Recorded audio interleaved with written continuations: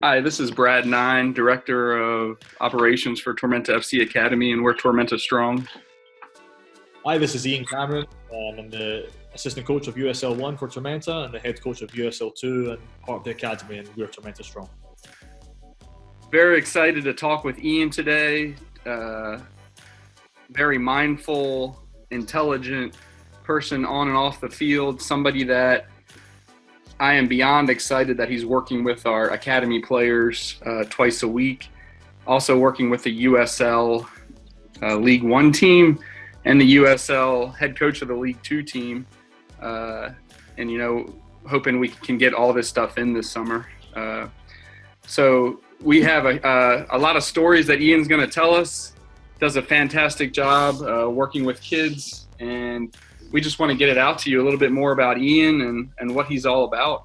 Ian, the first thing I wanted to do was kind of talk about your what you do at the club now, who you're seeing, who you're before coronavirus, who you're working with, what age groups, and kind of what your day-to-day looks like.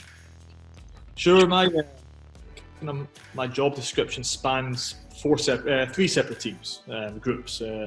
I'm an assistant coach. I'm assisting John Lorese and the rest of the staff for the USL One, which is really cool, a new experience for me, something that's new, started this February. So that experience has been fantastic and gives me the opportunity to take some ideas and philosophies that I'd like to add to coaches and apply it to the professional game and see how it works out. So that's really neat for me, and maybe we'll speak about it more later, but it's certainly been an aspiration of me to break into the professional game and then test myself in that kind of environment. Going on from last year, my relationship with Tormenta started long before with Darren and Nitra and Jeff, but most recently in a professional manner, it started last summer when I was given the great privilege of being the kind of steward of the USL 2 team as we competed in Deep South Conference last year and had a decent year and took over from a nice setup that John and Ben previously had both set up. So that was the two roles that I knew I was coming into, and then the real exciting part for me as well is that I'm given a nice privileged position of being able to try to bridge the gap between the Tormenta Academy and what we're trying to do on the professional side. And we don't really see it as different divisions. We just see it as all these players under our supervision play for Tormenta and what Tormenta FC stands for and what they are. So with that, it's a strong belief of ours that there should be first team staff that have a footprint in the academy, and there should be academy staff that are participants that have a footprint in the first team. And the more that we can get everybody in a common way of thinking, a common ideology of how we want the game to be played, and our players under our supervision to conduct themselves, then the better. So it's a natural process, and I really enjoyed. Got to go down to Lakewood Ranch and help coach with the O3s, I believe it was. Still getting the terminology of the academy teams. I still think of them as juniors, but yeah, I took that group down there with yourself and with Jeremy, and it was a really enjoyable experience. A couple of the guys I already knew, having worked with them in the previous summer. And then now, 2 nights a week, I go up to Hardyville and work with a bigger group of our academy players, ranging in different age groups, both on the guys and the girls' side just now. So that's been really cool to see. I mean, there's some great talent. I knew there'd be good players, but I was really impressed with the technical talent of some of our guys and girls. And I'm not surprised that many of them are going to really cool universities, and they just have an enjoyment for the game, which makes it easy for me. Yeah, a few of the things I saw, because I saw you coach from afar with the League Two team last summer, and then when I saw you come in this February, I got an up-close watch at some training sessions with League One, and then there's always a question in my mind: how's he going to transition into the academy group? Because I know we had you penned down to do the academy group, and some of the things that immediately set you apart in my mind were your knowledge, your passion, and your energy. And those three things came into our training sessions with those academy groups. And they are, when you come in, the 2 days you come in, they're not missed sessions. Like, kids show up for you. And then adding on top of that with what I saw in Tampa, as far as working with the O3s, the bond you created so quickly made them go out and seemingly inspired them to play well and come off with 2 wins and a tie over the course of the weekend. Can you just share with me a little bit about, what you're trying to bring to these kids and how you can, you work a long day with League One and League Two, and then you're still coming in and doing these sessions and you have so much knowledge, passion, and energy to share. How do you create all of that on a daily basis?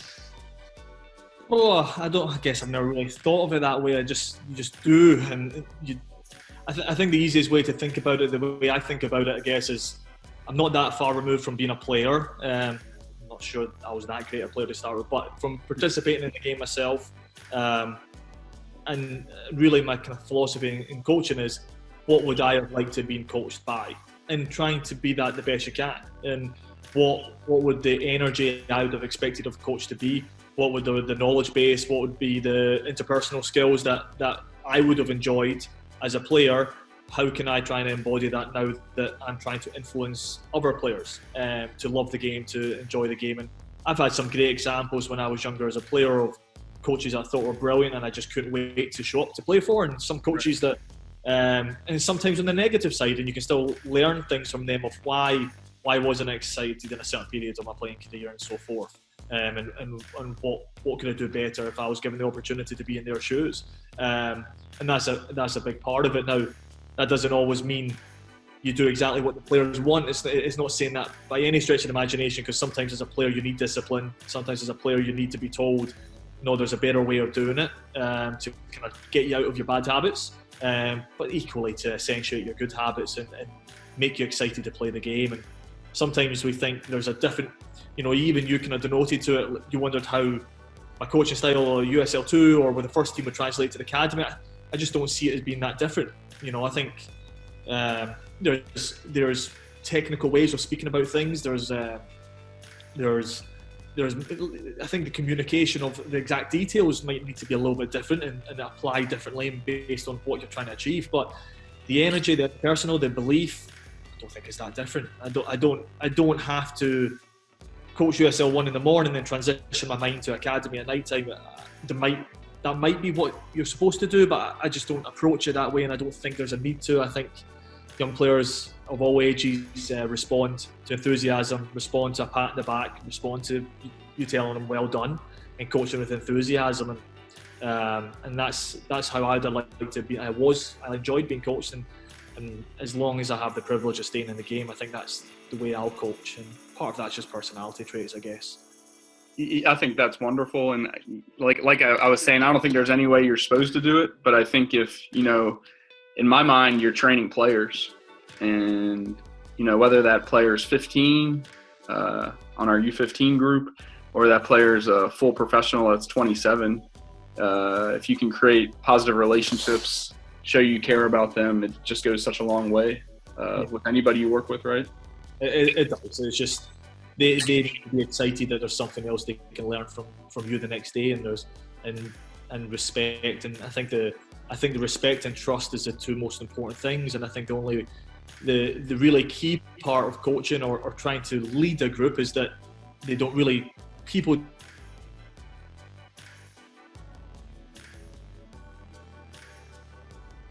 Ian, you there? Broken up. All right, we're back. We're back. Sorry. I was saying, without the connection first on the interpersonal level, they're never going to reach their potential in playing for you. So I think that has to come first. That's a foundational step to build the trust, to build the enthusiasm, build the relationship, and then start to drip feed what detailed knowledge you think you can share with them. And I think that will always come secondary, and that will really they'll take that on board to a greater extent if you've laid the other foundations first. I think that goes with all people in the professional world, in the academy world, in all levels. Absolutely. The trust is so important. On another note, I know that accent you have is not from Statesboro.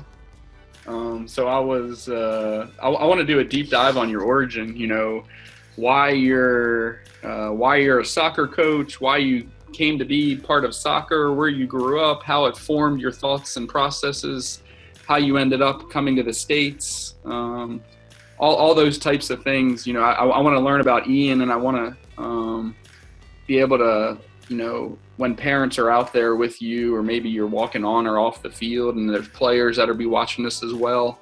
How can they, you know, bond better with you over where you came from? I was given a really privileged and fast-tracked route into the game of football. My old man was a professional footballer back in Scotland. He was a very, very good player. So my sister and I, my sister is 3 years my elder, we spent most of my childhood attending games, being at his training sessions, being around the professional clubs with which he was part of. Right. So we were exposed to, I wouldn't call it breathtaking football, the Scottish Premier Leagues and the divisions, apart from obviously when my dad was on the ball.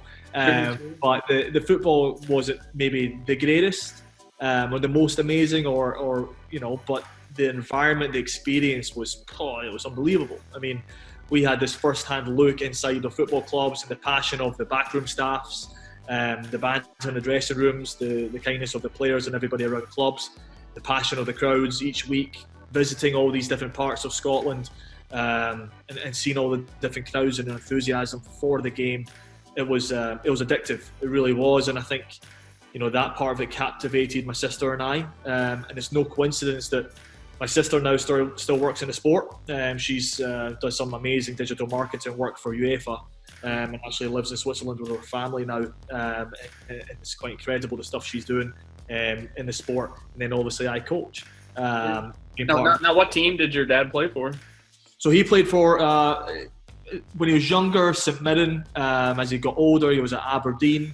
He was at Hibernian and a long time at Partick Thistle, which is the third team in Glasgow. There's Rangers and Celtic are the two juggernauts in Glasgow, and Partick Thistle are the third team in the city. And I played for them for a little while myself, and my dad played for them for a number of years, and we have some great experiences there. So there's some other clubs in Clydebank and so forth that he played for, but yeah, he had a great career, and seeing all these experiences was left an indelible mark on my sister and I, and we've stayed in the game in our different ways throughout our lives.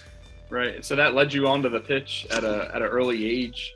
Was he coaching you too as a player, or how did all that organize? He coached me for about a year and a half actually, when I went to try to think back on who I've played for. Played for some local teams that represented local counties, is the way it works back home.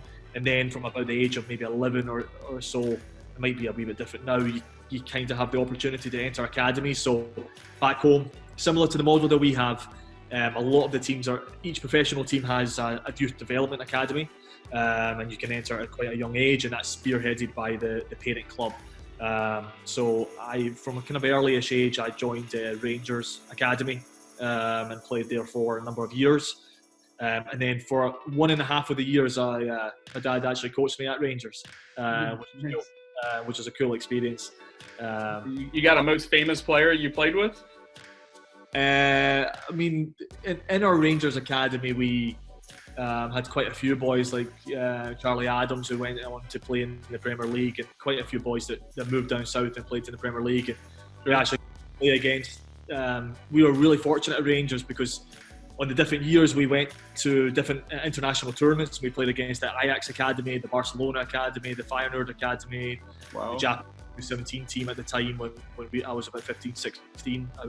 So we played against a number of teams, and each of those teams have now got players who went on, and especially in the Barcelona team have a couple of notable ones who went on and had great careers, and it's pretty cool to look back. And they obviously, since that point, they developed at a much faster rate.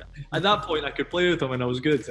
Since that age, I think they've developed, I'd say, a little bit faster than I had, and they're now living different lives. But yeah, that experience was really cool. My sister played on the other side. She actually ended up playing a wee bit for Celtic, and they started the women's team. The women's game wasn't quite as developed professionally when she was younger, but so yeah, we both played. I mean, when we were kids, we would leave on a Saturday and Sunday morning. We'd leave the house after breakfast. We'd walk about 3-4 miles over to the leisure centre. It's called Scotsman Leisure Centre, and we'd set up shop there for the day. And there'd be teams of guys, girls, older, younger, who'd go into this and we'd just play pickup for hours and hours, and then when we're finally so exhausted or too hungry to keep playing, then we'd eventually touch home, and that would be the best part of our weekends. And it was an amazing childhood dinner. I know the demographics over here and the geography of things don't sometimes permit for these inner city scrimmages and so forth, but for me I learned as much, I think, playing football from learning for myself in those big games where there's 20 on 20 on a tight field, and if you lost the ball you wouldn't see it for another 5 minutes then. I learned as much from that, and playing with older players. I was always one of the younger ones. That really helped me develop at a much faster rate than sometimes super organised things would. So I think the two go hand in hand, and that's why I think in Tormenta we do a good job of trying to allow free play as much as possible so the kids can just learn. And that's how I learned, and I think that side's getting lost a wee bit now, and I think as coaches we should always be conscientious of how do we allow players to problem solve. But anyway, I'm going off at a tangent about... Oh, that's all right. I was about to go off on a tangent myself, because I was wondering if you've seen on Netflix the English game yet. I saw a wee bit of it. My mum shot me a text and said there's this show that dives into a wee bit of history, and is also she thought it was a wee bit like Downton Abbey, and I think that's a fair assessment. It's a wee bit glorified, and the props and everything are nice. So I think it speaks to a large market. Some people could watch it that don't necessarily like football, but like the history of it and like the kind of the timepiece and the class divide that's kind of portrayed in it. Yeah, check it out, because the two best players come from Scotland, and they're purchased. They're the first paid players ever, and it goes over the FA Cup in 1879 when it first transitioned into now we're paying players and the privileged class who only had time to do the training to get better. Now the working class is also training, and they're paying players. Now they're still working a full day, but they're also paying them. So it was interesting, and then it goes into a little bit of soccer tactics where it looked more like American football at times than soccer back then. So it was a neat watch. Even some of the terminology that we still use, of full backs and centre halves and stuff like that came from that era of football, and it probably doesn't translate that seamlessly now. That's why we tend to use numerical values for players as opposed to traditional names that we gave them. But it all comes from that era. There's a cricket ground that's about 10 minutes from my house called the West of Scotland Cricket Ground. Sure. And apparently, I'm not quoting this, it might be somebody that knows differently, but we were led to believe that the first ever international friendly was played on that ground. It was between Scotland and England, and it was played on that cricket ground in the early 1900s. So, wow, so it was pretty cool. So some of that history is we were quite aware of. That's the fun stuff. I don't know as much about soccer history as I should from other countries. The origins. Whereas I may know more about American baseball origins, just growing up in it, and so it's something that's extremely interesting to me, as these origins seem like they almost started in a similar manner between inner city baseball and these very quality players that were working all day, and then going and playing a game they loved. Yeah, I mean, I think one of the things I treasure most about our sport is that it is so accessible to people, and that's partly because of the requirement for very little equipment. If you even watch these shows about some of the countries in Africa and where some of these amazing young African players came from, they're playing in dirt fields and with just a ball put together with a bunch of bands or rags and tied to the ball, and they still manage to get great joy and play the game to almost as full an extent as we can with fancy equipment. Now, it doesn't mean at the professional level we don't use every tool we have at our disposal. The oranges of the barriers to entry to our sport are so slim, and it really has working class roots. And when I say that, it just means it's accessible to everybody. And that's for young players.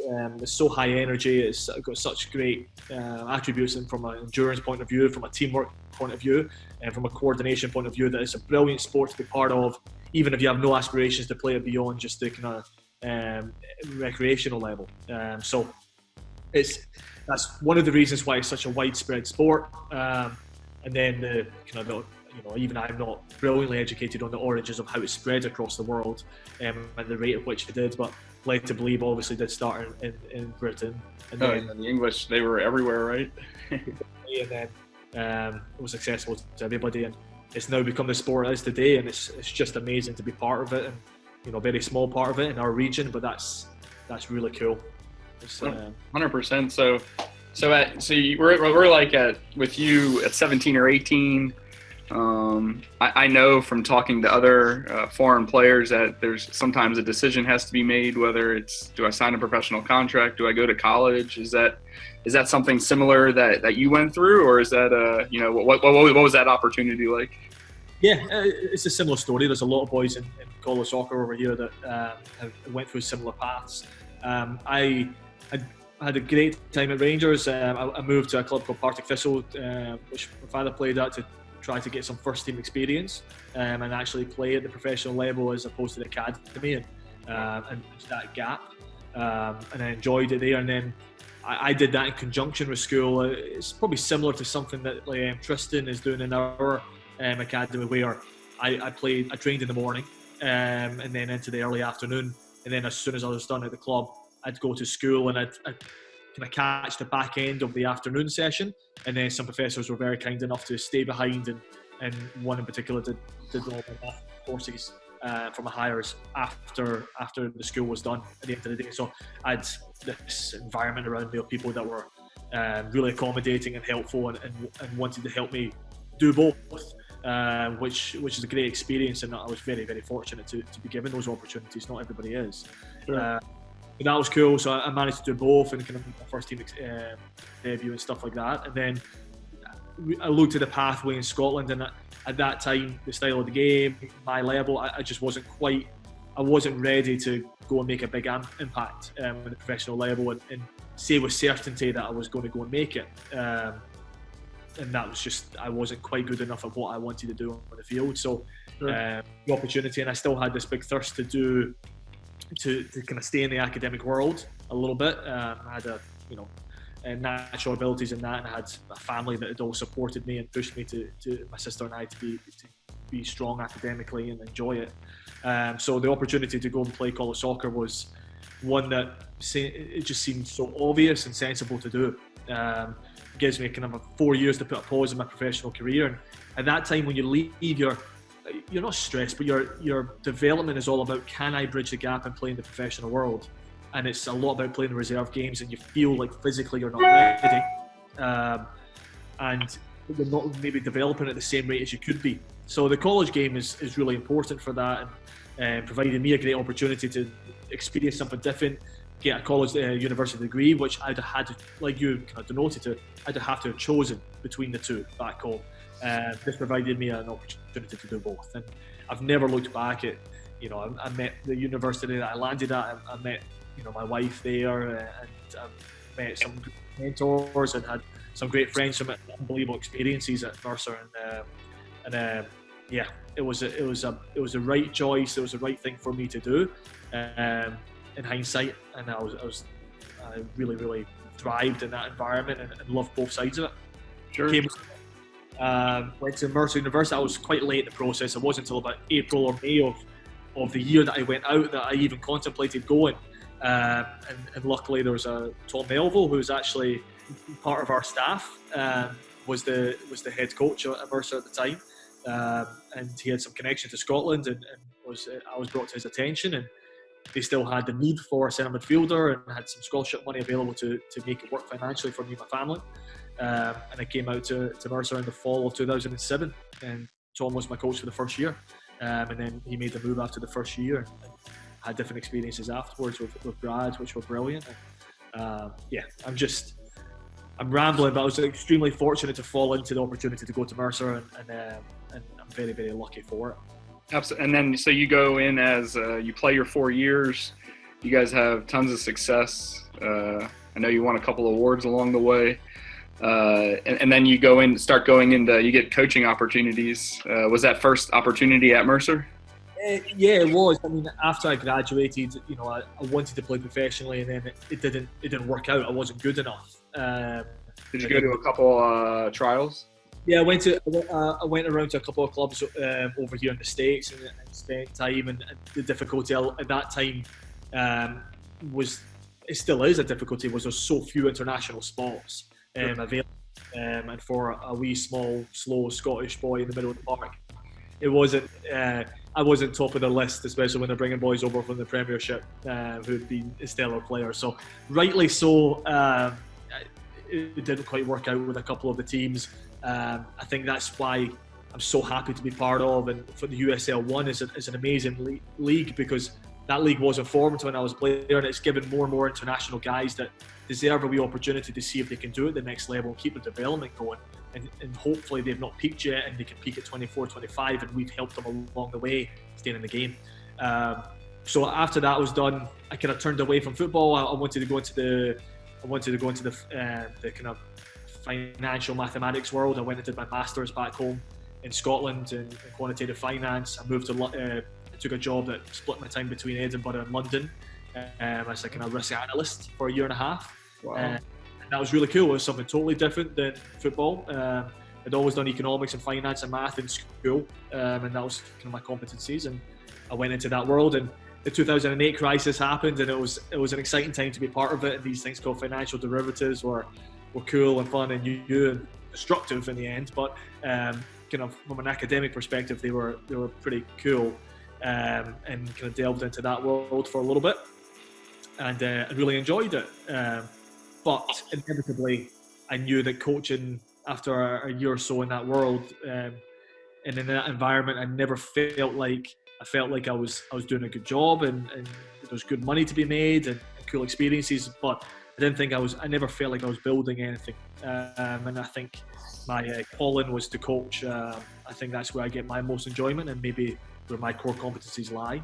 Sure. And so Brad at Mercer gave me the opportunity to come back over and be an assistant at Mercer again. It was through being a GA, and I did another MBA to give me my visa to be back in the country. And my wife and I were together, but we weren't married at that time, and it made sense to come back over for us to be together and to be able to coach. And I was given that opportunity with Brad at Mercer, and we did some pretty cool things in terms of recruiting a class. And a couple of the guys have come through Tormenta in the USL 2 and USL 1 from that class that we first put together back in 2014.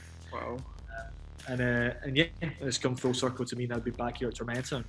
And yeah, these different opportunities open, and I'm really, really lucky to be given the chance to be back in the game for Brad as a coach, and now with Darren and John and Nitra, and give me an opportunity to enter the professional world is really neat. What a story, man. And that's the on some level you're living the coach's dream, right?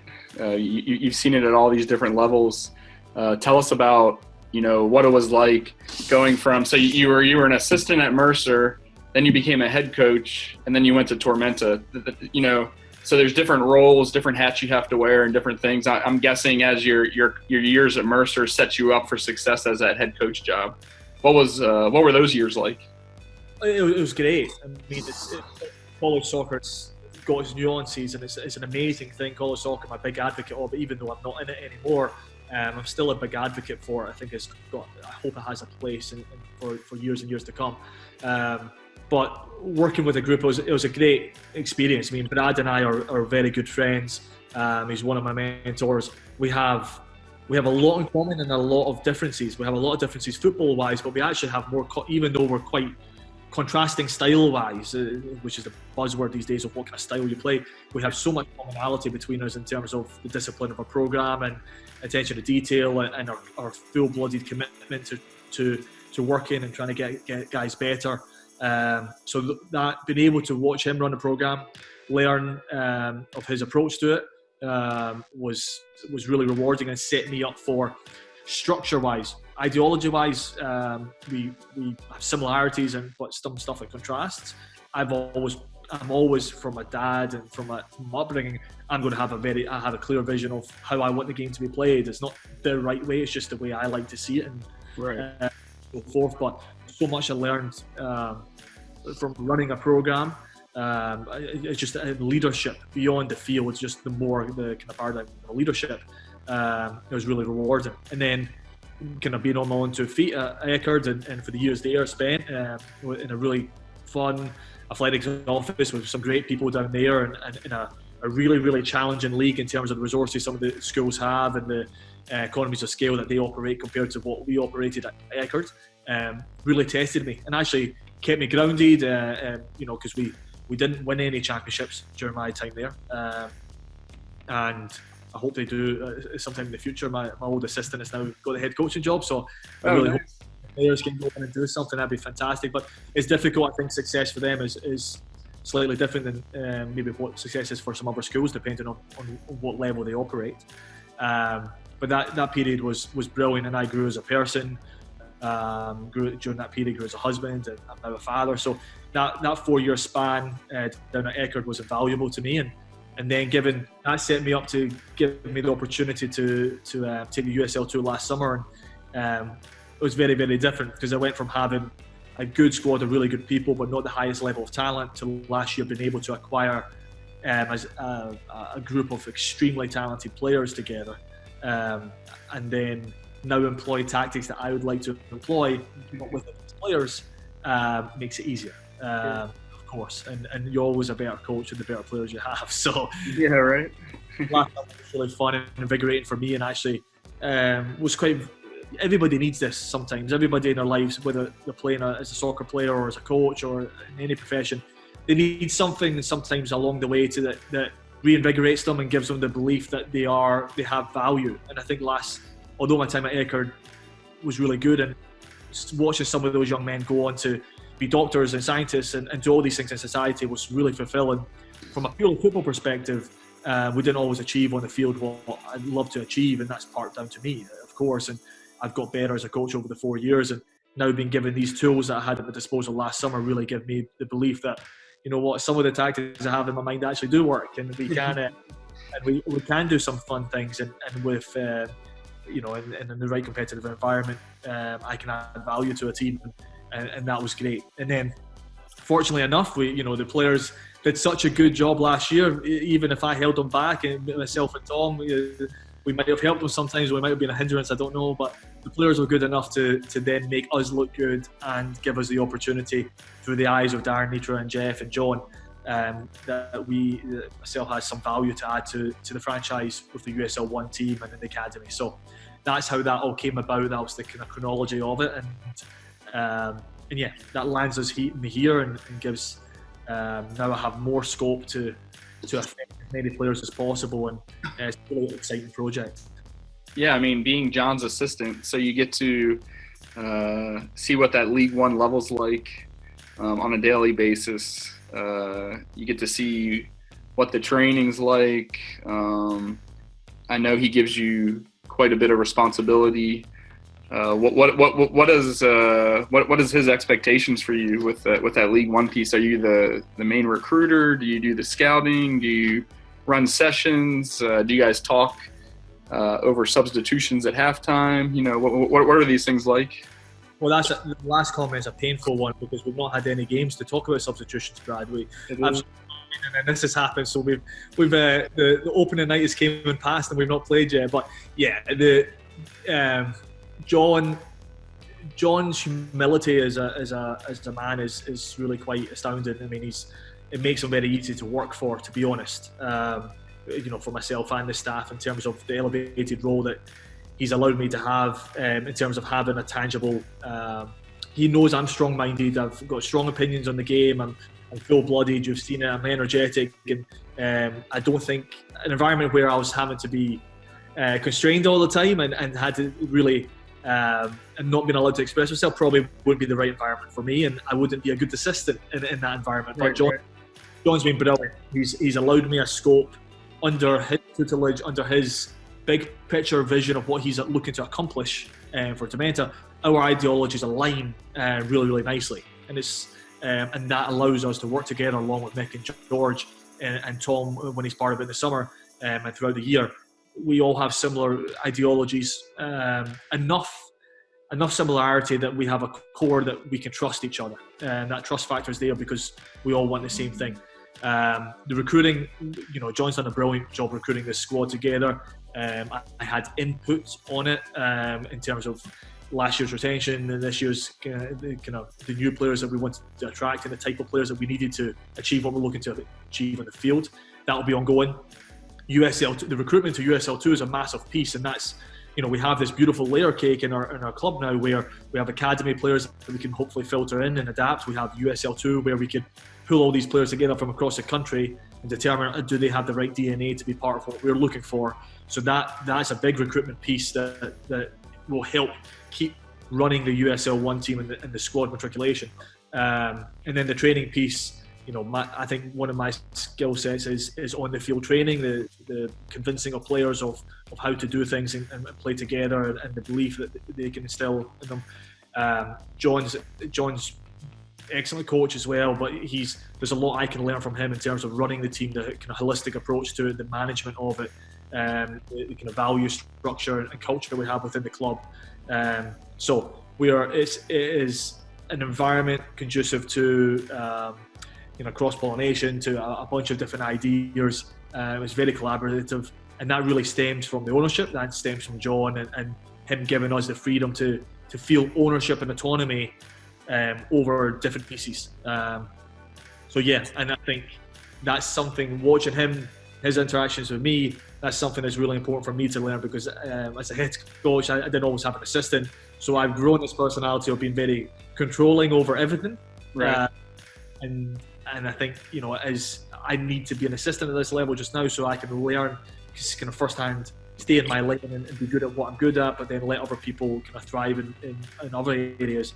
But then if I get the opportunity one day to be a coach, I'll be better having had this experience, because from watching him, I'll be able to kind of delegate a lot better. It's not a skill set of mine yet. We'll see. Yeah, that balance is key, isn't it? Because it's a constant learning process for me on the daily, where I'm giving people opportunities to have more ownership of the academy, whereas it might be something I can complete in an hour and get it done right. Whereas I hand it off to one of the people, whether it's one of the directors or somebody just coming together, and it might take them a little longer. They might not do it exactly the way you want it, but they have more buy-in, right? Because they've created this, and it's going out, and it leads to all our successes. It does, and it's not an exact science. It's tough. Because it's sometimes easier just to move on and get it done. But I think that's where the communication is incredibly important in terms of specifying what is you're looking to be done. And that's why, as a staff, we go through a kind of 3-step process every single day. And I think in the academy we'll do this more and more, where we spend a long time preparing for sessions together, so we know exactly what our outcomes are hoping to be, what our objectives are, and how we're going to move from each section to section. Then we do it. We have a design for how we actually want to go and do the session and execute it, and then review it. And we constantly go through that state, the prepare, do, and then review process. And I think that's incredibly important. And we've done that as a staff. And even though we've not seen the fruits of our labour yet in terms of matches, I think we're quite happy with where we're at. And I hope we get better. I mean, if we don't get better, we're not doing our job. Sure. But I think we're nice with that, and I think that's going to stem throughout the academy and throughout the club. That as a staff, we prepare what we're looking to achieve. We go and execute it, and then that constant feedback cycle. Players should be doing that as well. They should go into a training session. Okay, here's what I want to really try and get better at tonight. Then go and execute the training session. Then on the ride home or later on when they're back and having a break from the homework, can review, okay, this is what I wanted to do tonight. I want to get better at this. Did I do it? Did I stay task oriented? Did I have a discipline to actually get better and not let my emotions get away or get sidetracked by stuff? And that's growth.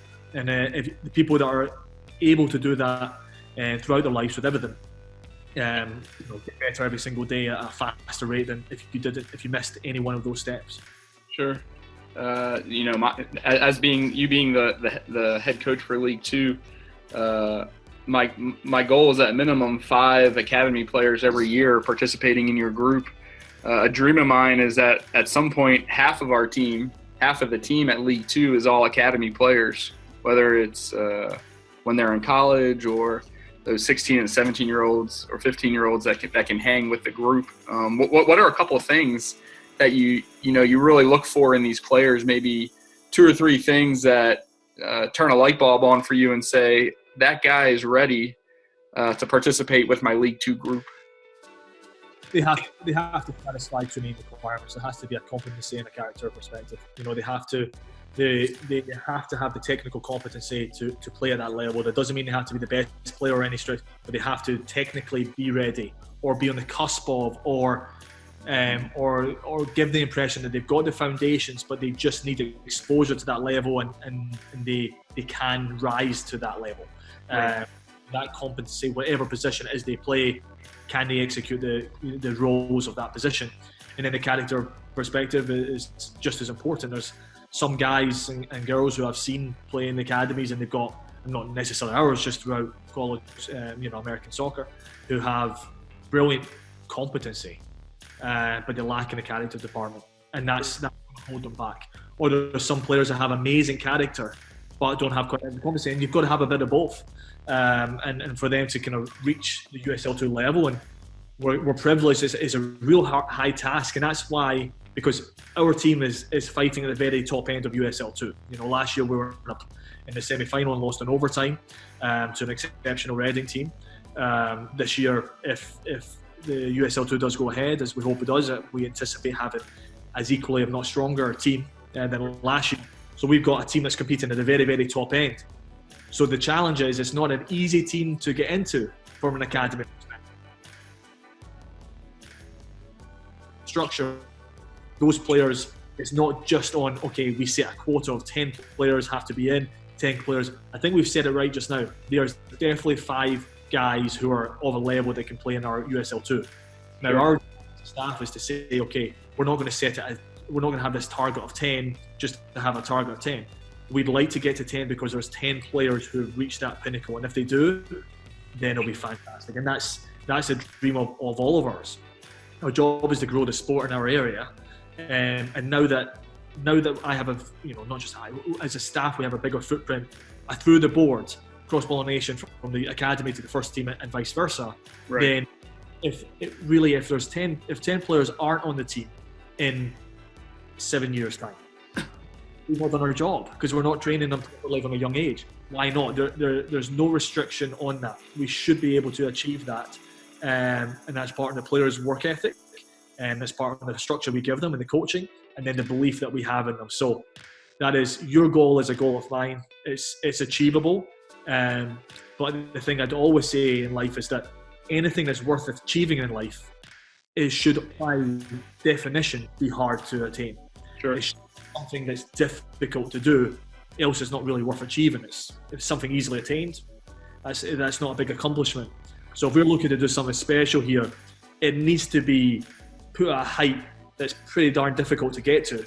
Right. But we get there, that means the players have thought through diversity, we've really developed them properly, and we have, that means we've got some top college soccer players. That means we have some guys who should be on academy pro contracts, like already. So we're not starting from ground zero. We have a great foundation to start from right now.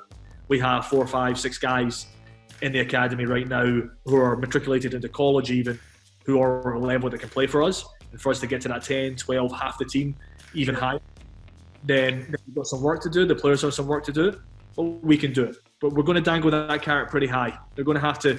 We've got some really good players from across the country who are vying for USL One contracts coming up. Mm-hmm. But with that mixture, it could be really cool, and it's a project that you're passionate about, that I'm passionate about, that John's passionate about, and I know the owners, by keeping this structure in place, that's their vision as well. So with all that aligned, it's up to us to get to work with the players and get it done. Right. There's a carrot at the end, right, locally for our players to try to get to a spot where in South Georgia, when I first moved down here in 2008, I never thought there'd be any type of professional soccer like this outside of Charleston with the Battery. So it's and then to be a part of it is even more magical for me, where I get to help you guys organize and get players to certain levels and get them out in front of your eyes, and see if they can make it, see if they can make it happen, and what effort can they put forth. It's a lot of fun. I think as a coach, you've always got to go into any training session, any team or any interaction with two targets. One, for those players who want to reach the final pinnacle and play in the first team, open the door to give them this pathway, which the club has. The pathway is there.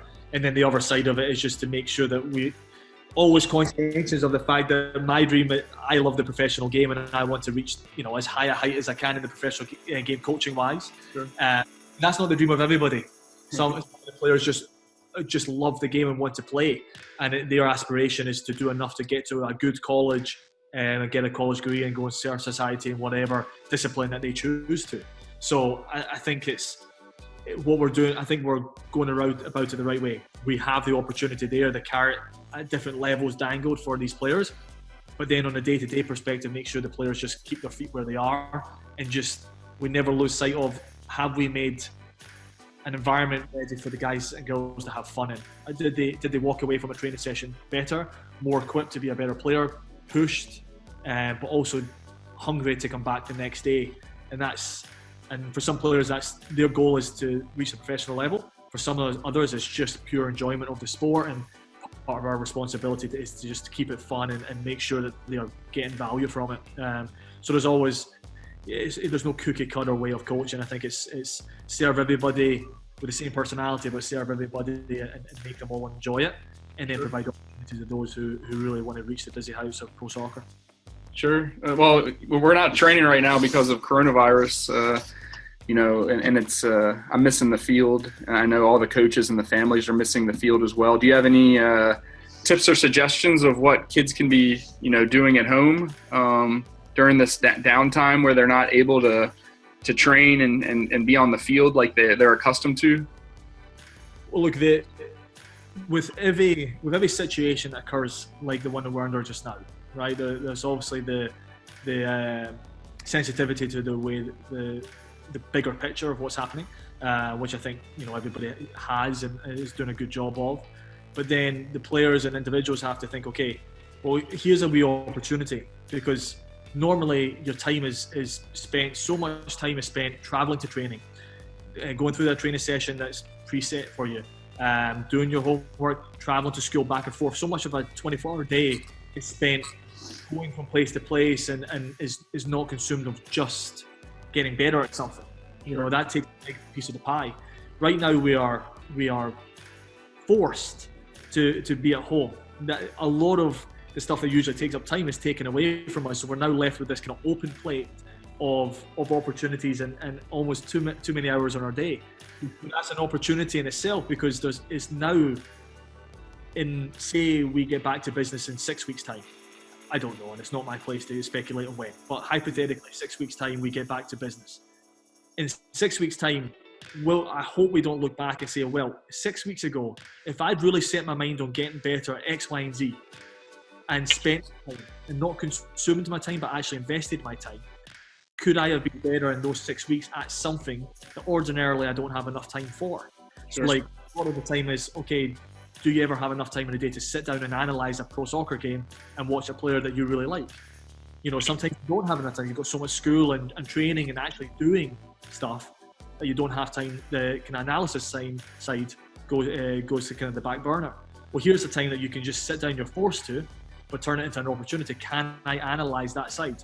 Do I have an imbalance dexterity-wise in my strength? Can I strengthen my balance on my left foot as well as my right foot? Can I get mentally stronger? Can I prepare my body a little bit better? Can I reach my desired weight goal, or anything that you think is going to make you a better player? For me, I've got things that I don't have enough time in my working day to prepare in terms of literature for the academy, in terms of literature for our players. I don't always have enough time. I've got it on a list of things to do. Sure. It's forced upon me. So I've sat down and said, okay, when this finishes, I'd like to have these match analyses ready for the season that we'll have. I'd like to have these tactical sessions written up, a library written up that I'm ready to execute. So I need to turn this into an opportunity and say, okay, what can I get better at under my conditions? And that's what the players need to do. Select one or two things that they normally don't have time for, but that they can really attack in these next few weeks and be better at, so they arrive in 6 weeks' time, 8 weeks' time, whatever it is, and say, yeah, I actually got better at something. and it's not the team training. It's individually, what can you get better at? And only the player can tell, but they should write it down, and they should write those couple of things down that they'd like to get better at. Maybe get some feedback from a coach who's worked with them, and get those two things, be very clear on it, and then go through the 3-step process that, I borrow heavily, having heard of the coaches say these kind of things, but have a vision of success for the next, what does success look like for the next 6 weeks for them? How do they define a process to put in place to reach that success? And then daily, the key is, how do I have the discipline day in, day out to stick to that process to get better at something? If it's something like learn a language, well, that's what, be better at French. That's the vision. How do I define a process? X amount of hours practicing it, X amount of hours listening to it on music, online, practicing it. And then the key is, how do I stick to that process day in, day out in order to attain it? And without the pain of discipline, you're always going to feel disappointment. It's an old adage, and it's certainly true that the pain of discipline is always preferable to the pain of disappointment. So can you be disciplined in these next 6 weeks and get better at something? And I think that's, you go through that process and really attack it, then you can make this an experience where you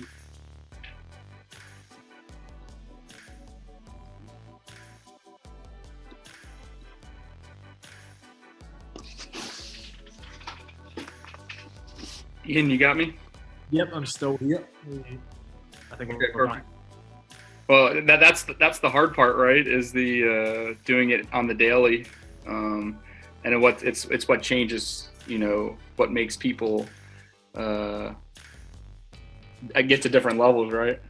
So, when our players can go out and do those types of things, it becomes they just grow as human beings and as soccer players. This has been a fantastic conversation. I've loved every piece of it. And I think it's going to add value for our parents and our players and Tormenta supporters, just learning more about you and what you're all about and what things you stand for. Final question I have for you. Everybody's got goals.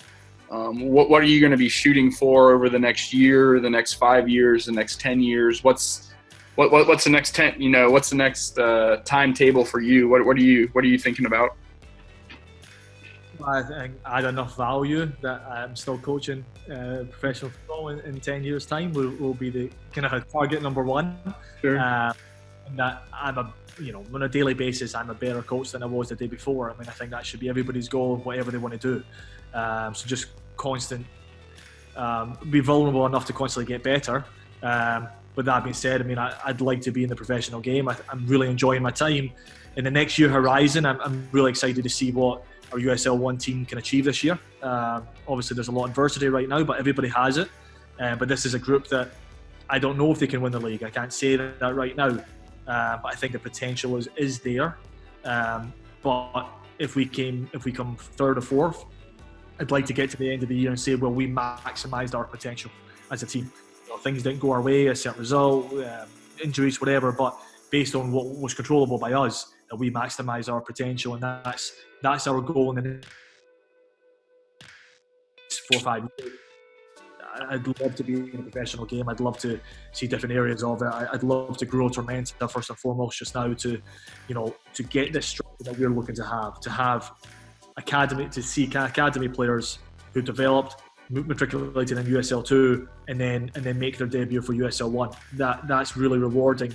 And I think, all of us together, we are bracketed with USL 1, other people are bracketed with academy. We're all Tormenta coaches, and I think the goal of every Tormenta coach should be the same for success at every age group. And the barometer for success is always different. It's have we grown, have we made the players better? Do they enjoy the sport, and are they competing on the field how we want them to compete in the field, both from a competency perspective and from embodying the characteristics that we want of a Tormenta player. So that growth is something I'm really excited to watch over the next 5 years and see how it goes. My wife and I have moved to, we just live outside of Savannah now in Pooler, Georgia, so we're now settled in a new home. So I'm excited to watch my daughter grow up here, and my wife and I kind of matriculate into the community and become part of it. And all those things are really exciting for us, and we're really privileged to be part of it, and looking forward to seeing what it brings. I can't wait to have you and your family over, man. Once this thing ends, we'll all grill out and tell all our coronavirus stories of how we stayed safe and how our loved ones stayed safe, and just looking forward to getting back on the field once those decisions are made. Yeah, there's obviously much bigger things at the works just now, but I think one thing that's certainly true is that the hunger and thirst for sport and for relationships, for all these things is going to be at an all-time high. You know, this is forced upon us, this kind of divide of people and communities. But when we come back, the hunger for sport across the country is going to be palpable. It's going to be fantastic to be part of, because it's just, you know, as soon as this lifts, how excited people are going to be back outdoors, to be back communicating. I really hope it has a kind of transformative effect. One of a silver lining. Yeah.